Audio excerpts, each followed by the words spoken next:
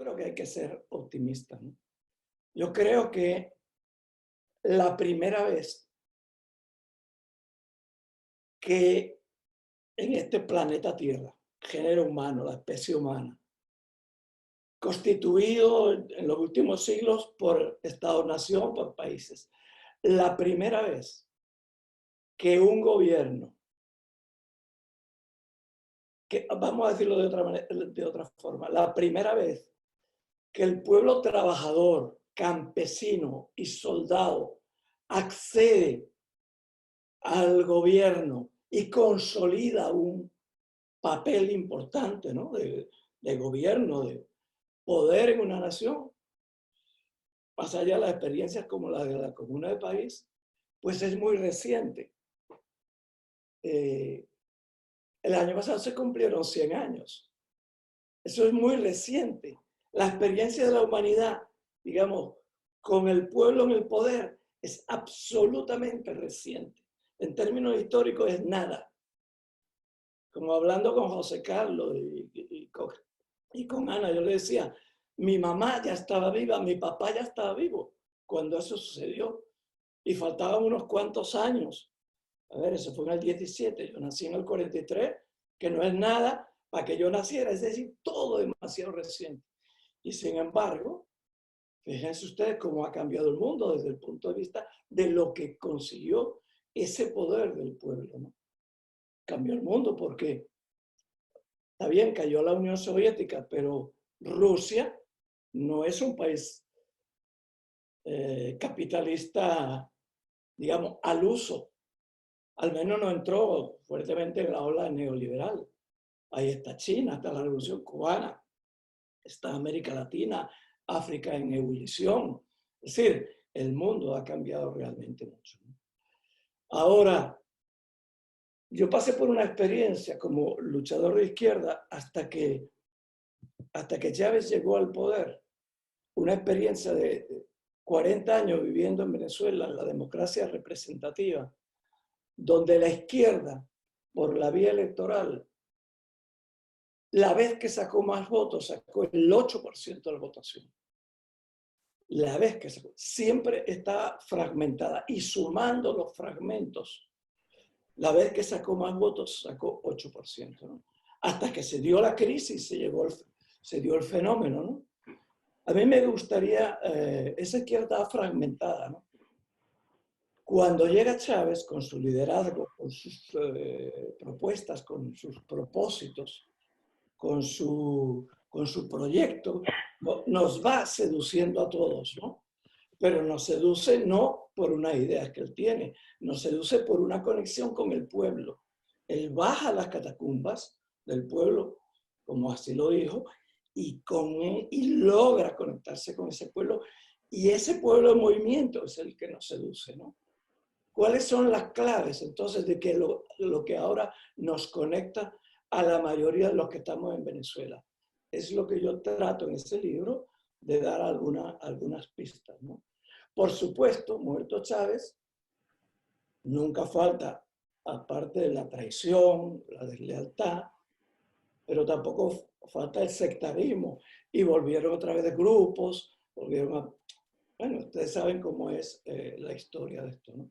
Pero creo que hay elementos que nos unen a todos, ¿no? Esos elementos son los que yo trato de identificar en ese ejercicio que está incompleto, que son cosas sobre las que a mí me interesaba escribir, iba a seguir haciéndolo, pero como llegó el confinamiento, entonces me pareció que era una buena oportunidad para, bueno, hacer una síntesis y poder tenerlo ahí como unos apuntes sobre los cuales se pudiera conversar, ¿no?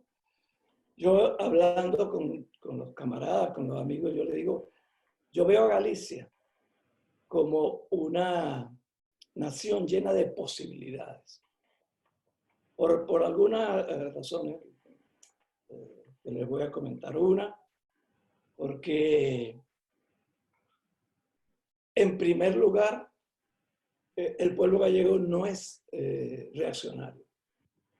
Siempre lo he visto como un pueblo como eh, muy prudente, muy precavido, muy temeroso en ciertos momentos de los cambios, ¿verdad?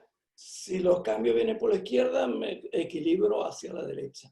Si los cambios vienen por la derecha, me equilibro hacia la izquierda, como cuidadoso. Tal vez porque está en Fisterra, ¿no?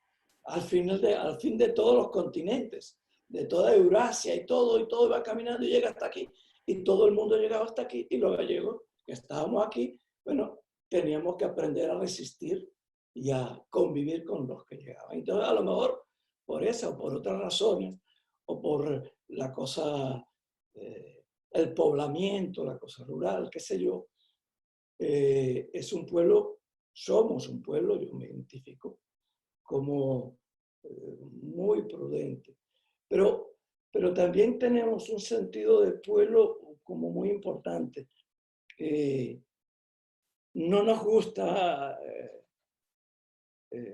no nos gusta la oligarquía, no nos gusta que nos jodan, no nos gusta que haya unos poderosos por allá arriba, nunca nos ha gustado, ¿no? Y al mismo tiempo, que es una diferencia con Euskadi y con Cataluña, nuestro nacionalismo es de izquierda. No hay prácticamente, salvo una fachada, pero no hay nacionalismo de derecha, ¿no? Nacionalismo nació de izquierda, ¿no? Hay muchísimas posibilidades, sin embargo yo siento que no están aprovechadas como se debiera, ¿no? Leo los periódicos que hay, asisto a reuniones, he estado 2 o 3 veces en los congresos en la Semana de Filosofía, trato un poco de enterarme y estar al día, pero creo que tenemos como pueblo una potencialidad para cambiar las cosas en lo profundo que no, a mi juicio, no la estamos aprovechando. Tal vez porque, entre otras cosas, estamos afectados también por esa ola que se ha instalado en Europa desde hace 40, 50 años, que es que la idea de la revolución simplemente desapareció, ya no está de moda, ¿no? Las últimas revoluciones se intentaron en África en los años 70, tal vez. No tuvieron mucho éxito porque además el imperio asesina a los líderes, castiga a los pueblos, invade, destruye, ¿verdad? Y ya esa idea de revoluciones, como nosotros, europeos, civilizados, vamos a estar pensando en asaltar el Palacio de Invierno, eso ya no se lleva. Tenemos que pensar que las cosas se pueden ir haciendo con argumentos, poco a poco, mejorando lo que se pueda, etcétera, porque somos la parte del mundo que ha llegado más rápidamente a un estado de civilización, digamos, que podemos entender como superior. Entonces esa idea de revolución se había dejado de lado, ¿no? Y eso afecta a todo el mundo. Además, los radicales, aquella banda alemana o aquellos movimientos en Italia y tal, la verdad, visto a la distancia, parece que hasta hicieron el ridículo, ¿no? Entonces, bueno, como la revolución no se estila, de repente, bueno, lo que se hace es lo que se puede hacer. No hay un verdadero sentido de que es posible cambiar las cosas en lo profundo, cambiar las cosas de raíz. Eso no está en el ánimo de las personas, ¿no? Está en el ánimo de conseguir progreso, conseguir reivindicaciones, pero cambiar en profundidad las cosas pareciera que no está en el ánimo, ¿no? Ahora, eso que ocurre en Europa también un poco estaba en todas partes, ¿no? Y de pronto aparece una revolución que es la revolución bolivariana, que es la última, como dicen, del siglo XX y la primera del siglo XXI. Y ya entonces hay una especie de ola que nos arrastra, nos atrapa, nos sumergimos en ella, extraemos experiencia, la vemos. Yo sí les debo decir lo agradecidos que estamos con la solidaridad internacionalista, ¿no? A veces incluso, que yo lo sé, y me lo han dicho, hay gente que está dispuesta a ir allá a pelear, si hay que pelear, pues si hay que pelear físicamente en batalla real, hay gente que está dispuesta. Eso es para nosotros de una gratitud inmensa. Pero, ¿qué es lo que a mí me daría un poco de miedo? Que lo viéramos como algo que es posible allá, pero que no es posible acá. Que estemos esperando como que venga una crisis que cambie las cosas en Europa, las cambie fuertemente, y sobre esa crisis entonces que se puedan producir cambios. Lo que llamaban las condiciones objetivas, ¿no? Aprendimos de Chávez que no, que las condiciones que estaban dadas cuando él llega al poder son las mismas que había desde hace 40 años. Lo que pasa es que hay que buscar como la manera de conectarse con el pueblo para que sea el pueblo realmente el protagonista de los cambios, ¿no? Ya no es el vanguardismo, ¿no? Alguna vez en el siglo XIX hay discusiones, principio del siglo XX, del papel de la vanguardia, ¿no? Si era posible el blanquismo, por ejemplo, tomar el poder desde un aparato y después desde allí bajar el poder al pueblo, ¿no? O si hay que hacerlo con el pueblo. Mao Zedong decía, tiene una definición de la vanguardia que a mí me gusta mucho, que dice, el papel de la vanguardia es devolverle al pueblo con precisión lo que del pueblo recibe con confusión, porque el pueblo tiene miles de voces, en el caso de China millones de voces, hablando, inventando, generando ideas, preocupaciones, angustias, sueños. El papel de la vanguardia es recoger todo aquello y conectarse con aquello y precisarlo y ayudar en eso al pueblo, a que el pueblo tome el poder, ¿no? Bueno, esas cosas de una u otra manera son las que están en ese libro. Uno de los dos que hemos sacado, la agrupación Sosebelo, ¿no? El otro, se llama Ser de Izquierda después de Chávez. El otro tiene un carácter más personal, más testimonial, se llama Chávez do que dou fe, que es un Chávez más metido desde el corazón, ¿no? Con un lenguaje que tal vez no se usa mucho acá, pues un lenguaje muy franco, muy sentimental, muy lleno de pasión, de nostalgia, pero bueno, que es lo que yo sé hacer y lo que yo puedo dar. Entonces, dicho esto, me abro a cualquier conversación, no sé. Entiendo que Ana, que no la veo por aquí. Xa podes falar, Antón. Dime. O primeiro que o seu libro que me encantou por o estilo e porque eu, na miña edad, unha das primeiras cousas que empecé a sentir é no corazón, no sentimento, o xusto e o inxusto. E chamaronme a atención fundamentalmente dous apartados. Que me parece fundamental, é que a revolución é un feito cultural onde o coñecemento e a cultura ocupan un lugar central, que di que trascende incluso ao político e ao económico, non?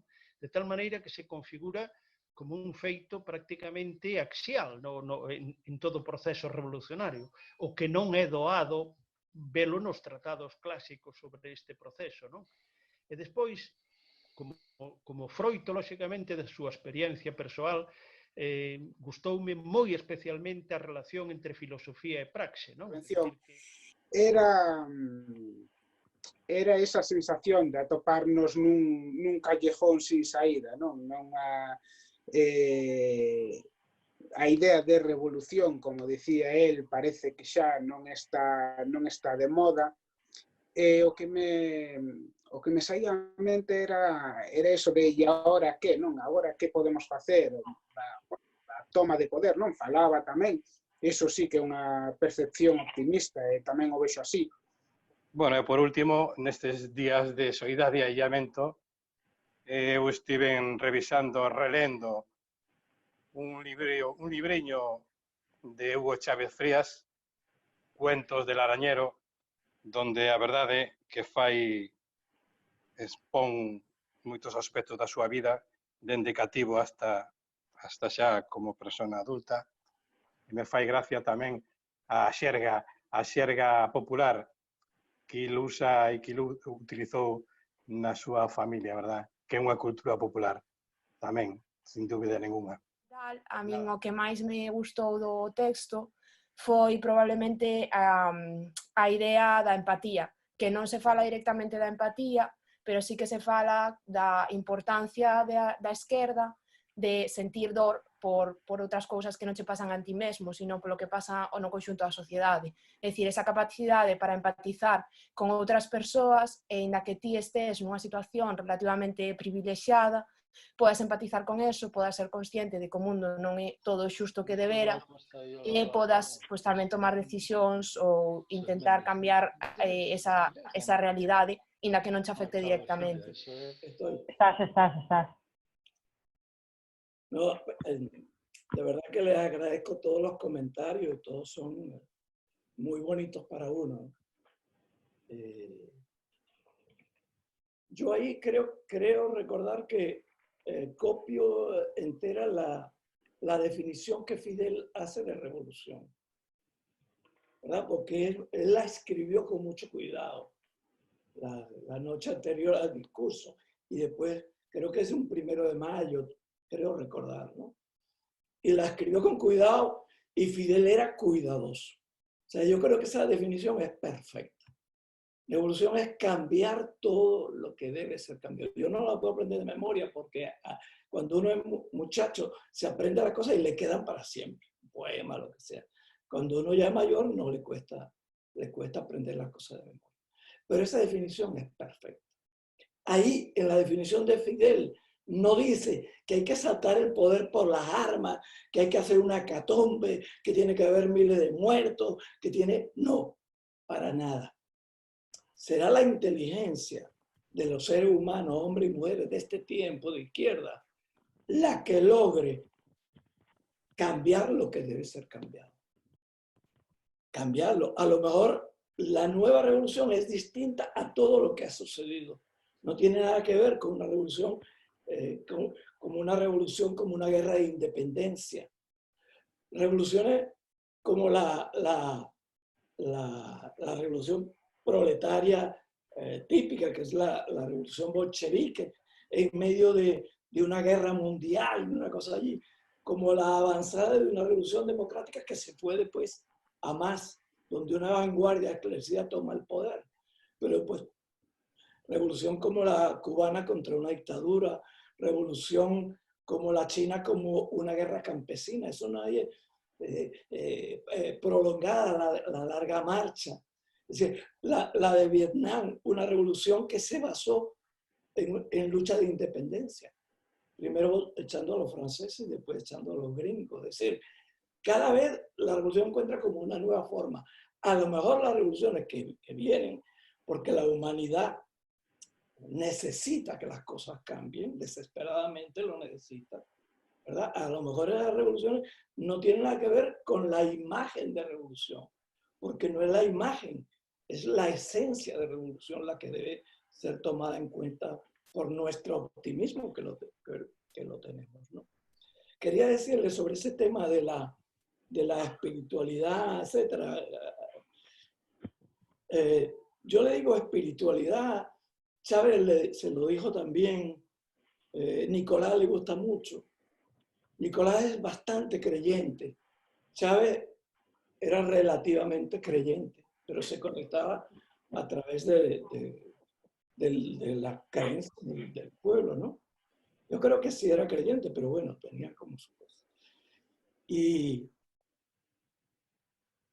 claro, hay una espiritualidad que es la que está más en uso, que es la espiritualidad que tiene su tinte religioso, es decir, que se conecta con lo sobrenatural, algo que nos trasciende, que está más allá de nosotros, ¿no? Pero hay una espiritualidad, obviamente, que tiene que ver con lo humano, que es la espiritualidad que a mí en lo personal me atrae mucho más, porque yo no soy creyente, ¿no? Entonces, es una espiritualidad. ¿Qué tipo de espiritualidad tiene que tener una persona que lucha por los demás? La torturan, sabe que lo van a matar, no cree en otra vida, sabe que a lo mejor muchas veces, como ocurre en América Latina, lo van a zumbar al mar o desde un helicóptero lo desaparecen, que su gesto no va a tener trascendencia, que nadie lo va a conocer. Y sin embargo, aguanta la tortura, lo que sea. Eso no es espiritualidad, ¿qué es? Sino, eso es un sentido de lo humano extraordinario, ¿no? Entonces, de eso está mucho teñido la revolución latinoamericana en general, la revolución boliviana, como bebe de las culturas de los pueblos originarios, es decir, la revolución haitiana, que fue la primera que hubo en el continente, ¿verdad? Y que lo ha pagado muy caro porque le han seguido dando palo y palo y palo. Es decir, ese tema de la dignidad, yo creo que son temas importantes, porque al final, yo digo, para ser un político más entre tantos políticos, ¿qué interés tiene? ¿Qué interés tiene dedicarse, digamos, a la política? Bueno, puede tener un interés para el que le gusta, digamos, hacer gestión hacia los demás. Bueno, puede tener un interés como al que le gusta escalar montañas, o al que le gusta jugar fútbol, o al que le gusta la natación, el submarinismo, o lo que nos gusta pintar, o la poesía. Es un interés, pero no es un interés tan atractivo para que se sume la humanidad. Para que la humanidad se sume a la política, esa política tiene que ser una política transformadora, en profundidad. ¿Sobre qué bases? ¿Sobre qué bases lo va a hacer? ¿Sobre qué base tiene que hacer esa transformación? Yo digo, a estas alturas, a lo mejor uno regresa a la niñez, donde se le inculcaba a uno la cosa del bien y el mal, lo bueno y lo malo, ¿no?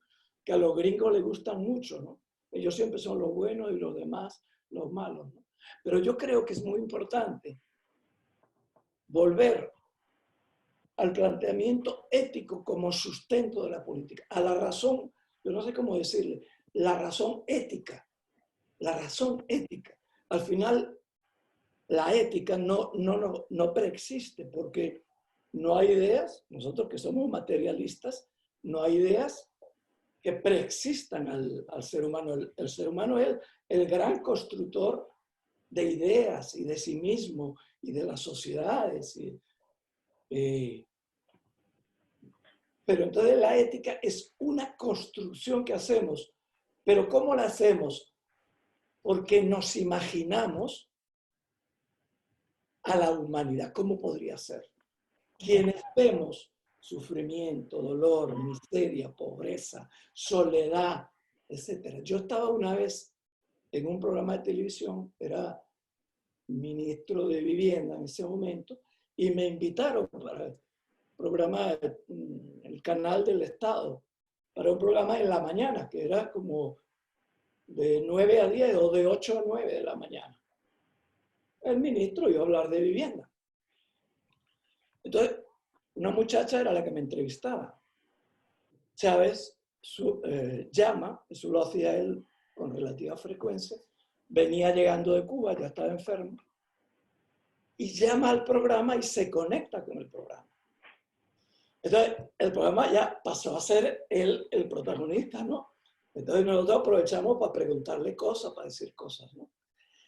Y ahí él cuenta que había tenido un sueño o algo así, y empieza cosas que le preocupaban. Y entonces él me tenía como mucho cariño, no sé, yo era mayor en edad que él, no sé. Hicimos, la verdad, una buena empatía, ¿no? Él me dice, Farruko y yo, que nos conocemos bastante el espíritu, Farruko, todo, me dice así, todo comienza por un dolor, ¿verdad, Farruko? Y entonces por ahí se fue, ¿no? Esas cosas de la juventud, como empieza a ver, bueno, él era un campesino, hijo de maestros, viendo la pobreza, y por ahí se fue todo. Yo me quedé pensando en eso, ¿por qué él dice eso del dolor?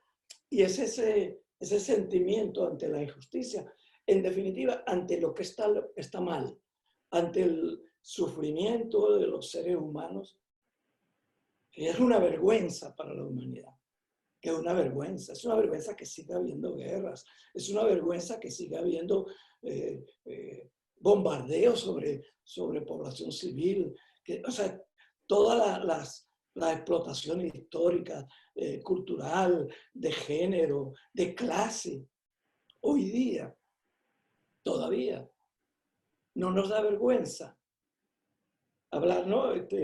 La clase media, hablar como si fuera algo lógico de las sociedades, estar estructuradas en clases.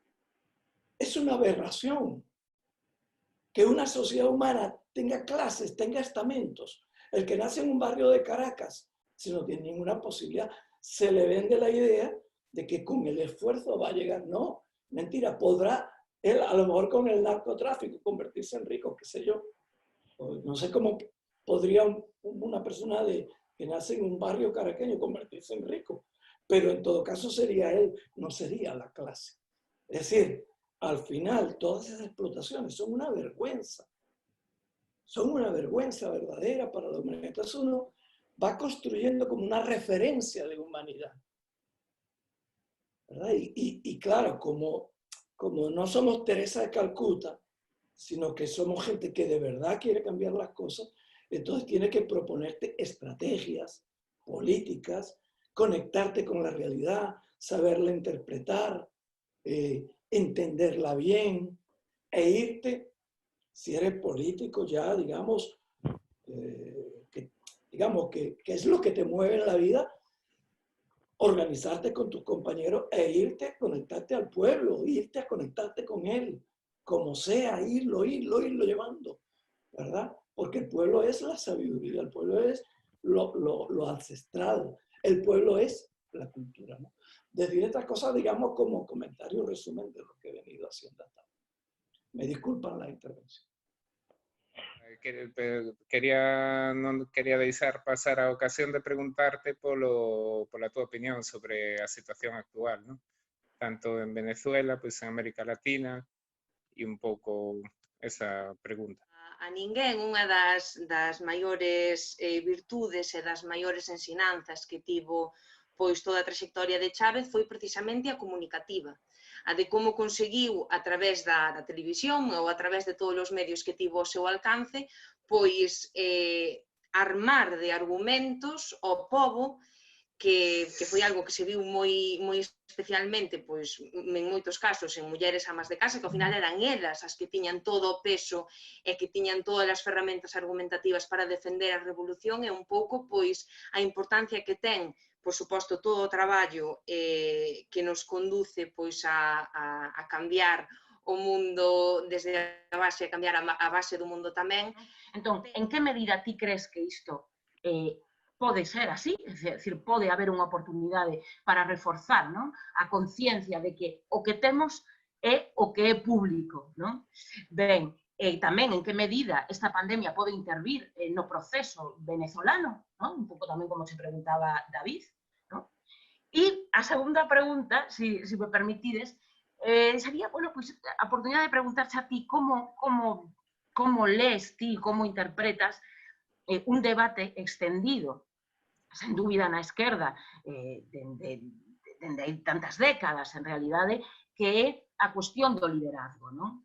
Por a información que vou seguindo, non, de como se está a xestionar a crise do coronavirus en Venezuela, eu creo que está a ser exemplar, ¿no? E dame a impresión de que incluso a revolución vai sair bastante afortalada deste proceso, non? Porque incluso a contra máis contra pois ten que recoñecer, e aí están os feitos e os dados, que a reacción de Venezuela pois foi das máis tempranas e das máis contundentes de toda a América Latina, non? E que, por lo tanto, dame a impresión, non sei que opina Farruco, pero que incluso do COVID, o que é a revolución en Venezuela, pois eu creo que pode salir claramente afortalada, non?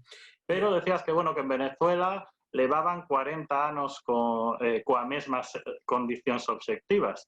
Eu non coñezo ben a historia de Venezuela, pero tiña entendido que, bueno, que tamén, por un lado, apareceu a figura de Chávez e, por outro, uns anos antes acontecera o da crise do petróleo, con ela a crise bancaria e o Caracazo. E o que quería saber era a tua opinión, Farruco, do peso de cada un deses elementos, do liderazgo de Chávez, da situación xeral e bueno, do movimento que houbera construído da esquerda venezolana, que eu non o coñezo de antes de Chávez. Facer fincapé tamén na foto, non? Porque eu creo que a foto esa do principio é a que resume todo e quizás explica todas as preguntas, non? Porque ese liderazgo, non? Que se somete ao pobo, non? E que é a aceptación do líder, non? É moi chula esa foto, nada máis. El tema de la situación actual lo hemos conversado en distintas reuniones de la solidaridad. Es decir, no depende solo de lo interno. Venezuela en este momento es como el centro, uno de los centros, tal vez el más importante a mi juicio, de todos los movimientos tectónicos de placas de la corteza terrestre en lo geopolítico. Es decir, ahí está Estados Unidos, en primer lugar, en su territorio. Pero además un Estado tiene la jefatura imperial, pero que sabe que que no lo tiene cada vez más claro, que no lo pueden derrotar, porque no lo pueden derrotar militarmente, pero su poder empieza como a ser, se va diluyendo, se va haciendo más complejo. Es decir, él puede destrozar el mundo y puede destrozar a cualquier país, pero lo van a destrozar a él. Entonces hay una especie de tabla ahí, pero él ya no las tiene todas tan claras como cuando cayó el muro de Berlín, ¿no? Que entonces era el fin de la historia y se terminó. Para Estados Unidos no lo tiene tan claro. Está el juego de Rusia, el juego de China, Irán, son países muy fuertes. Esta América Latina se había alzado, América Latina no era la misma e intervinieron muy fuertemente con los golpes que ya vimos, como el que se dieron en Honduras, el que se dio en Paraguay, así como el que se dio en Bolivia y el que se dio en Brasil, que es la vía jurídica, ¿no? Para tumbar un gobierno, etc., ¿no? Pero no lo tiene claro porque los pueblos de Latinoamérica, de nuestra América, están allá y están en efervescencia. Es decir, no lo tienen tan claro qué pueden hacer ellos. Podrán crear una guerra en su territorio, en su patio trasero. Porque los Estados Unidos tienen una de las tesis que manejan en su planificación, digamos, a 20, 30 años, es crear zonas de caos. Esa visión de la zona de caos puede ser norte de África, Medio Oriente, a ellos les permite todavía seguir ejerciendo poder, ¿no? Que no haya estados, ¿no?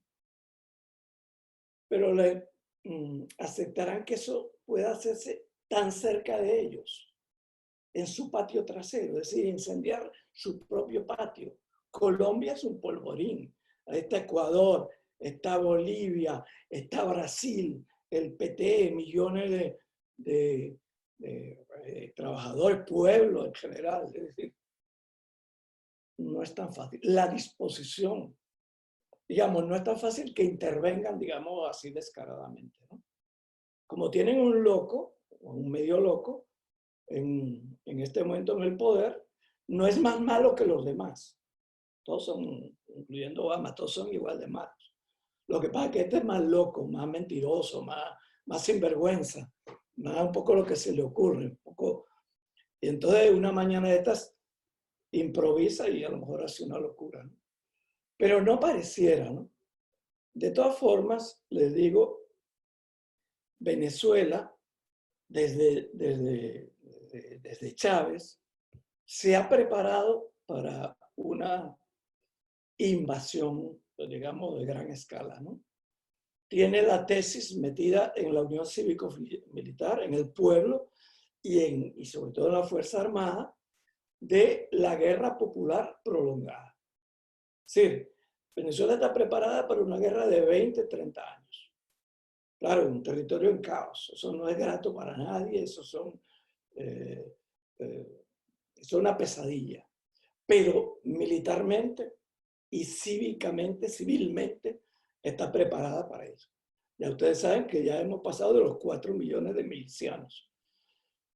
Pueden hacer chistes, le pueden decir mil ancianos, como le dice la oposición, o lo que sea, pero mira, con un aparato de esos te tumban un helicóptero, un avión, lo que sea, ¿no? Y para la logística y toda la experiencia de Vietnam, de China, etc. La experiencia de cómo la Unión Soviética enfrentó los ejércitos de Hitler, que los dejaba pasar y después desde la propia retaguardia les daba. Entonces, Venezuela esa revolución no se va a entregar.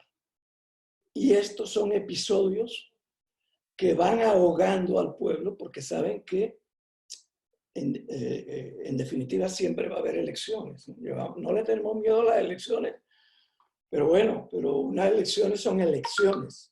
Es decir, la apuesta de los Estados Unidos es ahogar tanto al pueblo, ahogarlo tanto que en un momento dado vote por salir de la pesadilla que significa que te tengan ahogado, que no puedas ni respirar, ¿no? Eso es esa presión terrible, ¿no? Y yo he escrito varias veces sobre eso. Es una vergüenza que Europa se preste a eso, ¿no? Que Estados Unidos diga bloqueo financiero y Europa totalmente, todos los países y todos los bancos se acojan al bloqueo financiero. Es decir, que Venezuela no puede hacer ninguna transacción de ningún tipo. Es decir, eso es una cosa terrible. No puede comprar, no puede vender. Todo su oxígeno viene a través de China, algo así, ¿no? Pero siempre el sistema bancario es un sistema universal. Es decir, creo que el pueblo venezolano va a seguir sufriendo bastante un tiempo, ¿no? Hasta que se den ciertos cambios. Depende mucho de lo que ocurra en América Latina en su conjunto, de los movimientos de solidaridad europeos que logren cambiar un poco las corrientes, ¿no? Me parece una cosa que realmente, o sea, que Estados Unidos ni va a caer, por esa vía no va a caer. La única posibilidad que tendría es caer por la vía electoral, porque de verdad Venezuela se toma en serio lo de las elecciones, tiene una constitución que trata que respeta mucho, ¿no? Creo que en este momento hay menos riesgo de perder elecciones que hace 3, 4 años. Donde había una poca con la muerte de Chávez y bueno, había un poco un desconcierto, ¿no? Ahora ya el pueblo venezolano tiene mucho más claro lo que va a pasar, ¿no? El tema de la comunicación, lo que pasa es que este pequeño libro, este opúsculo, folleto, yo trato de adjetivar, digamos, lo que son valores o aptitudes o visiones del militante de izquierda. El militante de izquierda tiene que ser un gran pedagogo, tiene que estar siempre enseñando, transmitiendo, al final comunicando. Pero claro, no todo el mundo tiene la misma posibilidad de comunicar. Pero Fidel, que fue, creo yo, el que inventó el término de batalla de las ideas, es decir, visto cómo está el juego mundial trancado, armamento nuclear, grandes potencias, digamos en unas tablas ahí, todo es un juego financiero. La gran esperanza de la humanidad es la batalla de las ideas. Saramago, estando en Caracas, que lo invitamos allá a una reunión en 2004, él habló entonces también del peso de la opinión pública, ¿no? Un poco es también lo mismo, ¿no? Es convencerse de que las ideas, esto no quiere decir que seamos ingenuos, pero hay que convencerse de que las ideas por sí mismas tienen las ideas de justicia, las ideas, la razón amorosa, la causa humana, la idea de luchar contra toda explotación y el conocimiento de las razones por las que se dan las cosas tienen un peso y van a ir llegándole a la gente. Cuando venga la crisis, que vendrá, esas razones tienen que estar allá y tienen que estar no solo en una vanguardia, sino más allá de la vanguardia. Más allá, un jefe político mío que se llamaba Alfredo Maneiro escribió una vez una cosa que decía: más allá de la izquierda es donde está la solución. Yo sí creo que se necesitan líderes. Es decir, hasta ahora, las revoluciones se han dado con liderazgos muy importantes. Y conflictos en el seno de las revoluciones han sido conflictos también por los liderazgos. Es decir,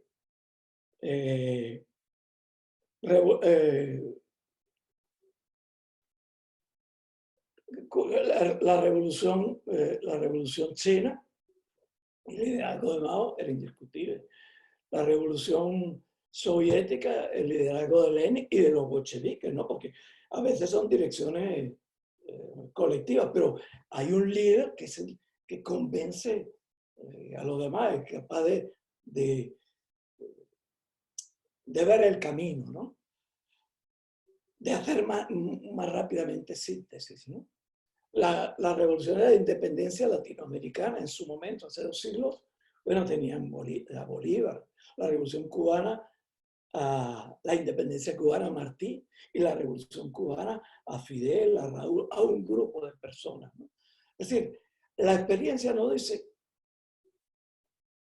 que si es difícil hacer una revolución, si es una apuesta, es que una revolución que llega al poder es casi un milagro.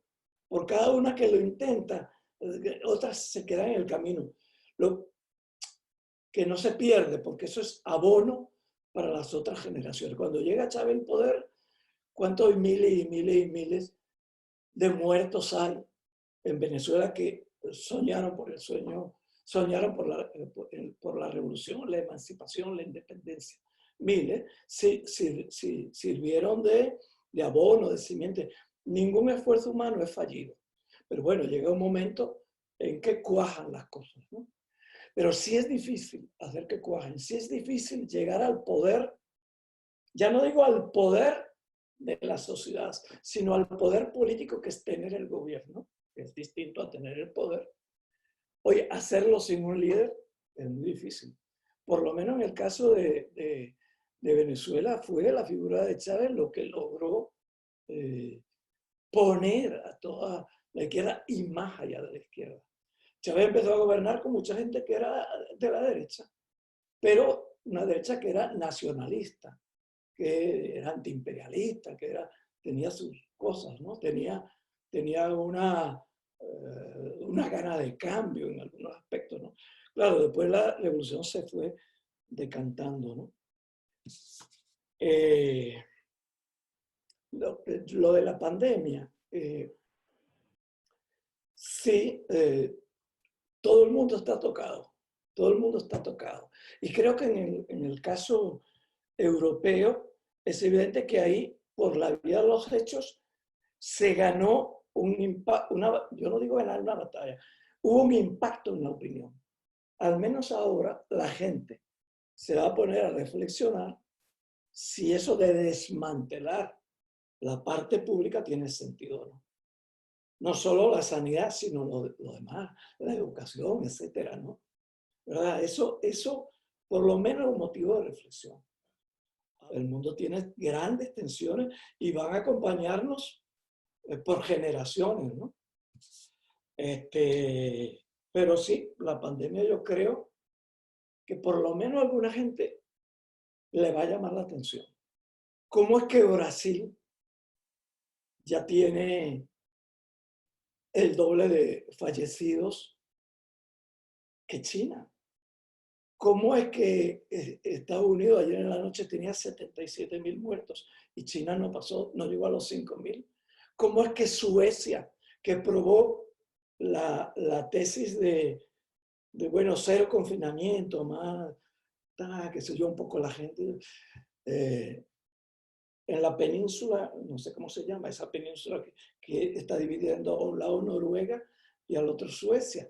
Noruega se acogió al confinamiento muy rápido y los muertos son decenas. Y Suecia probó la otra vía, la que estaban probando el Reino Unido, y bueno, le ha ido malísimo, están muy asustados porque ya lleva más de 3.500 muertos, algo así, ¿no? Reino Unido, que probó esa vía, se retrasó varias semanas, pues es el segundo país del mundo con más fallecidos, está fuertemente impactado. Y esas cosas, el tema de la comunicación, el tema de los valores, eso es importante, ¿no? Bueno, el tema de los tiempos.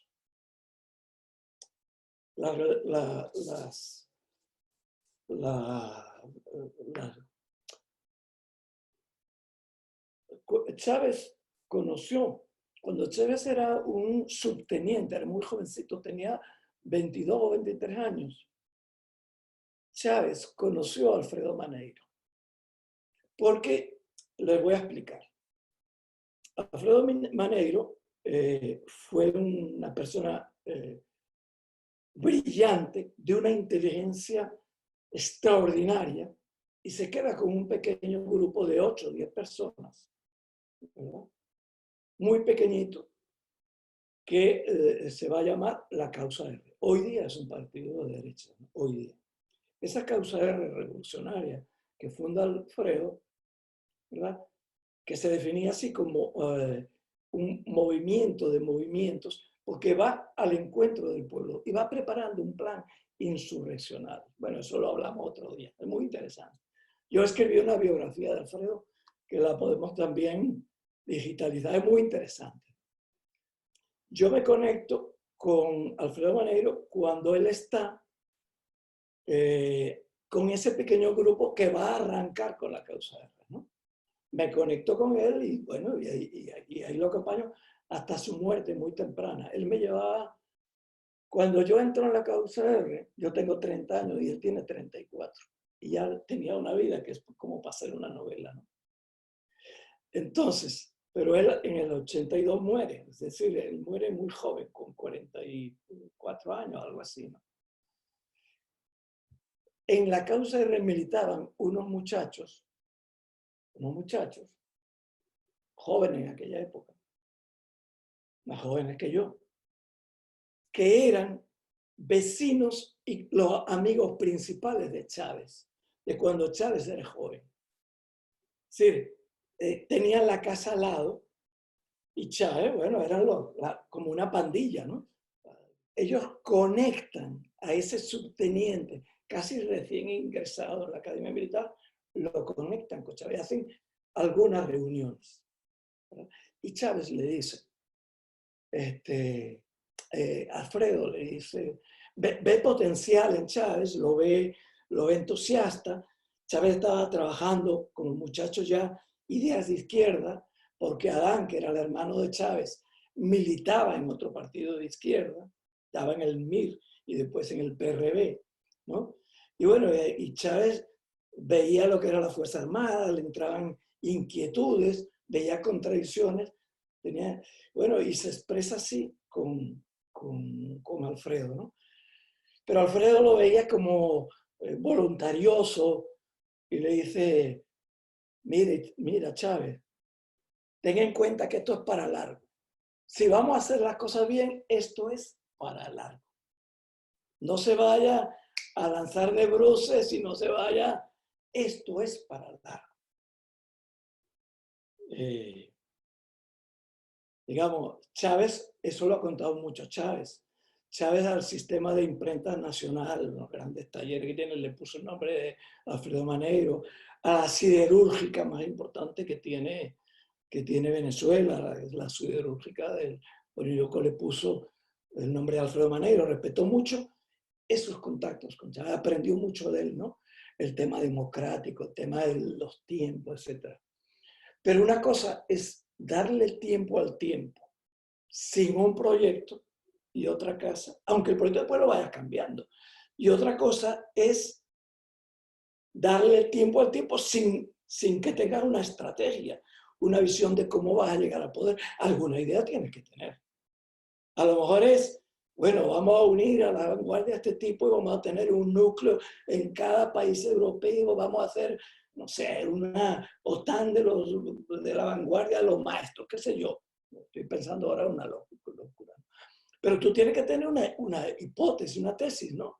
O sea, lo del tiempo está bien, lo de las condiciones objetivas está bien, pero siempre con un proyecto digamos, que lo vas elaborando, un plan, qué haría yo, cómo haría, cómo acercarme, ¿no? En el caso de Galicia, sembrar conocimiento y sembrar sentido de la dignidad que la tiene el pueblo gallego, hasta el más humilde nuestro, pero sentido político de la dignidad. Yo creo que sobre esas bases y mucha unión, mucha unidad, mucho sumar esfuerzos. Hay mucho terreno para caminar juntos, hay mucho terreno para caminar juntos. Todavía, después, bueno, vendrán los conflictos más adelante, pero hay que acercarse mucho más al poder, ¿no? Yo no me apeno de reconocer en su momento a Alfredo Maneiro y después a Chávez como jefes. Pues, jefes quiere decir cuando tú aceptas en plena libertad y con disciplina que te digan una cosa con la que tú a lo mejor no estás de acuerdo, pero porque te dieron la oportunidad de argumentar. Y después, bueno, no estoy de acuerdo, pero lo acepto, porque él es jefe. Alguna razón debe tener, ¿no? Algún conocimiento de cosas debe tener. Para eso es. Yo no tengo ningún problema. Los bolivarianos, en términos generales, no han tenido problemas. Y los que lo han tenido son los que se han ido decantando, ¿no? Los que han peleado por liderazgos. Miren, hay otro librito, un poco más grueso. Este tiene como 60 y tantas páginas, otro tiene como 180, pero la mitad son fotografías, ¿no? Es otro tipo de acercamiento a Chávez, más personal, más sentimental, más testimonial. Creo que a un político serio a lo mejor le daría vergüenza ciertas cosas, pero yo, como los poetas, estamos hechos a expresar los sentimientos, entonces yo no tengo problemas con eso, ¿no? Entonces le voy a decir a Ana y a José Carlos que se lo envíen, que lo pongan también en la página de la agrupación Socievelo, y si quieren hacemos otro conversatorio sobre ese libro que a lo mejor tiene un interés distinto, ¿no? Es más anecdótico, pues, cosas de Chávez, y una de las notas se llama el arte de la comunicación, por cierto, porque Chávez era un gran comunicador. Les agradezco mucho, no sé si ya nos llegamos a la hora, ¿verdad, Ana? Queríamos agradecervos a todos a presencia, sobre todo a Farruco por a presencia e por a generosidade de compartir os seus textos con nós. O libro do que está a falar é un libro moi interesante da súa experiencia personal, porque él sabedes que aparte de ser ministro era amigo de Hugo Chávez, e é un libro que a verdade é que paga moito a pena porque nos acerca a Hugo e nos acerca a Chávez, como él mismo di en algún dos capítulos. A partir de mañán pois estaremos na nosa páxina que se chama agrupaciónxosebelo.gal. Estará subido este libro do que acaba de falar Farruco hoxe, é do que falará no próximo coloquio que teñamos. Para os que non chegastedes ao principio, nós na agrupación Xosebelo, pois, como decía antes, creo que era Navia, a comunicación é fundamental e además hai que comunicar como dunha maneira que concorde ca xente e que lle entre a xente. Eso soubo velo Hugo Chávez e aquí a veces non nos sabemos ver e somos un pouco máis fríos. O libro de Farruco está moi ben porque elimina esa frialdade tamén. Pois nada, outra vez darvos as gracias e xa vos mandaremos vía Zoom, a ver se nos vamos asustando un pouco porque temos que aprender todos un pouco como funciona este sistema. Houbo hoxe algún fallo, tedes que disculpar e un saúdo a todos, moitas gracias. Vale.